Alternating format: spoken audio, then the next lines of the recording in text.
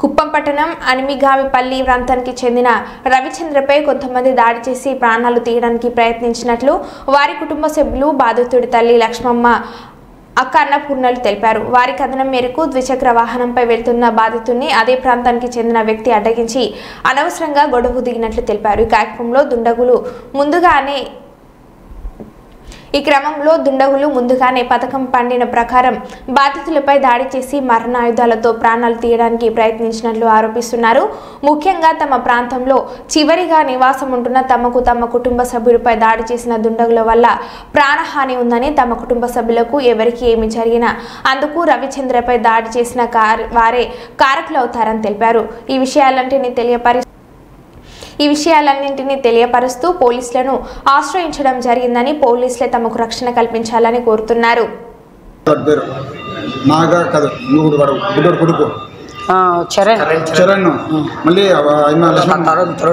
లక్ష్మమ్మ, తరుణ్, మళ్ళీ అన్నమ్మ, చంద్రమ్మ,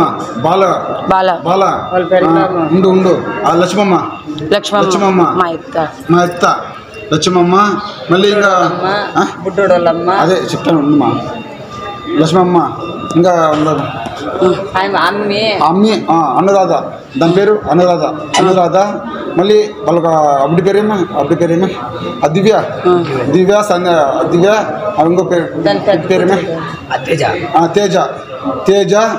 ఇంకా ఎవరు ఉండరు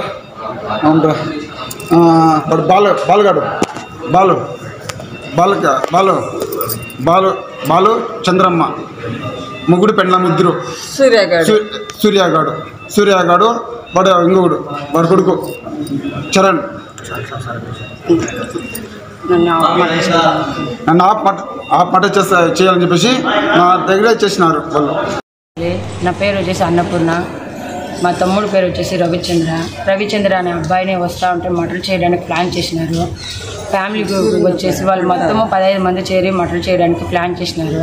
అది చూసిన వాళ్ళు ఊళ్ళో చాలామంది ఉన్నారు. ఇంతవరకు అబ్బాయి ఒక గొడవలు పోలేదు సార్. మాకున్న అబ్బాయికి వెళ్ళంటే ఫస్ట్లోనే ఆపరేషన్ చేసినారు, పేగులంతా బయట ఎత్తిపెట్టి ఆపరేషన్ చేసినారు.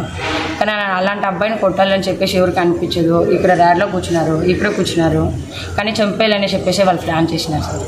గొడవలు అంతా ఎందుకు వచ్చిందంటే తరుణ్ నుంచి అంత మొత్తమే గొడవలు. అబ్బాయి తరుణ్ మొత్తం గొడవలు కారణము తరుణ్, బాబు కొడుకు తరుణ్. ఇంటికే అబ్బాయి నుంచే సార్ అంత గొడవలు వచ్చింది. అంటే వచ్చేసి మా తమ్ముడు వచ్చేసి బండిలో పోతా ఉంటే ఆ పిల్లోడే బండి ఆపరా అని చెప్పింది. సరే బండి ఆపేసరికి వాడు చెడ్డ మాట్లాడే సార్ బండి ఆపుతానే వచ్చి కట్లో కొట్టేసింది సార్. వాళ్ళ అబ్బాయిలు వచ్చేసి పిలిచేది వచ్చేటప్పుడు, మళ్ళీ మనం లోపలికి పోయేసరికి వాళ్ళ మొగోళ్ళంతా లాక్ చేసేది, లేడీస్ మాత్రమే వచ్చి మగవాళ్ళని కొట్టేశారు.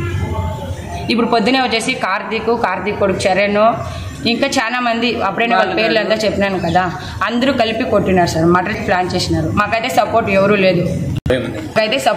లేదు. మాకు చాలా భయం కాదు. మాది లాస్ట్ ఇల్లు, మా కుటుంబానికి ఏదైనా జరుగుతుంది మాకు భయంగా ఉంది. మాకు ఫుల్ సపోర్ట్గా మాకు పోలీసులు సపోర్ట్ కావాలి.